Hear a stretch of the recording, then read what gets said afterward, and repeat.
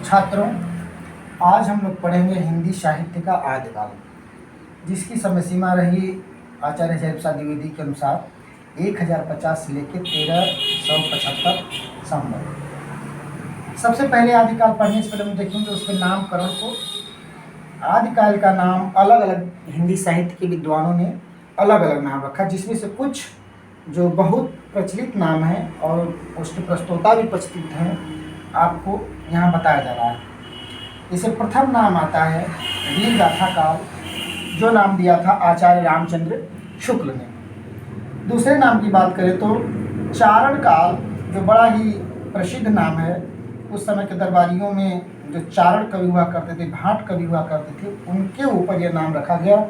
नाम देने वाले थे डॉक्टर अब्राहम जॉर्ज ग्रियर्सन, जो एक अंग्रेज विद्वान थे। दूसरा नाम है डॉक्टर रामकुमार वर्मा जी का। तीसरा और महत्वपूर्ण नाम है वीर काल, जो दिया था आचार्य विश्वनाथ प्रसाद मिश्र ने अपनी हिंदी साहित्य की किताब में। तीसरा और अगला नाम है सिद्ध सामंत युग, यह नाम दिया था महापंडित राहुल सांकृत्यायन ने। अगला नाम है बीज वपन काल, जो देने का काम किया था आचार्य महावीर प्रसाद द्विवेदी ने। फिर छठा है आरंभिक काल, जो मिश्र बंधुओं ने दिया था। यह मिश्र बंधु कोई नाम नहीं है, बल्कि तीन मिश्र भाइयों ने दिया था, जिनमें से संभवतः गणेश बिहारी मिश्र, सुखदेव बिहारी मिश्र और एक और भाई थे सुखदेव बिहारी मिश्र।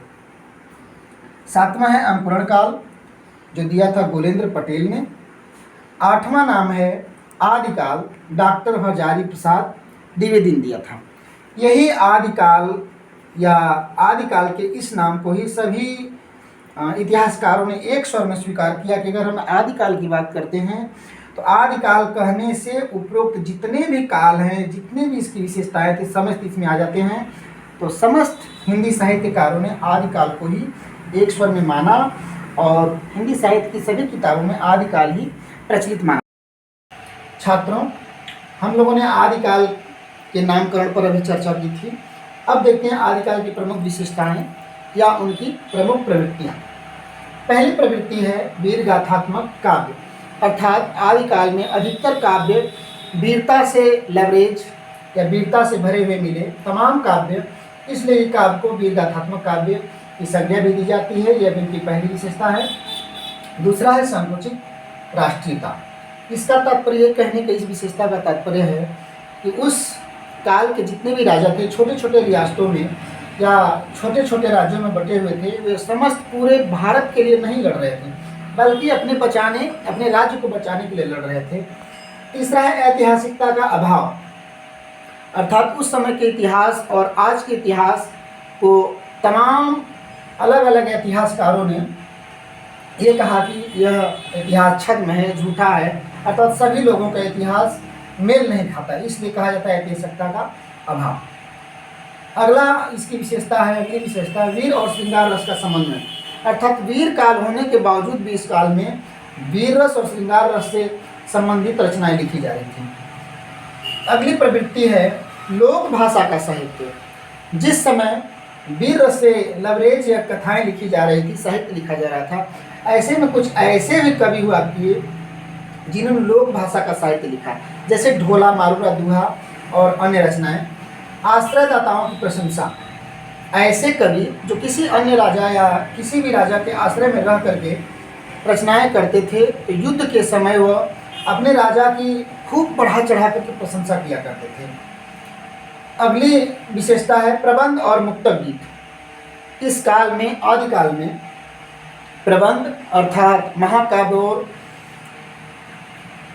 महाकाव्य और जो छोटे काव्य हुआ करते वो साथ ही साथ मुक्त गीत भी लिखे जा रहे थे।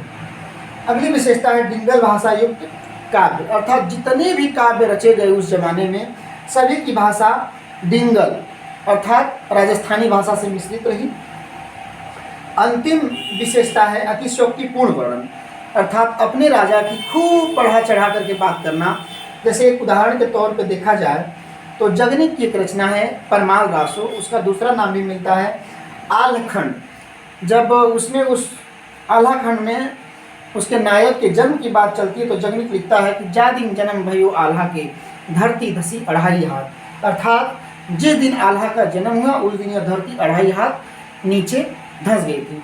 इसलिए हम कह सकते थे कि उस काल में अतिशोक्ति पूर्ण वर्णन भी हुआ करते।